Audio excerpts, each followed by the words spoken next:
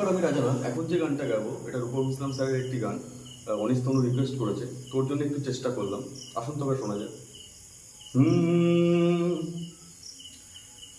এতটা পথ পেরিয়ে এসেছি, তবু দুজনে যেন হয়ে গেছি আরো অচেনা। এতটা পথ পেরিয়ে এসেছি, তবু দুজনে যেন হয়ে গেছি আরো অচেনা অচেনা। স্বপ্নেরা তবু খুঁজে যায় জীবনের শেষ সীমানায়, আছে কি রাখা বাঁচার ঠিকানা ঠিকানা।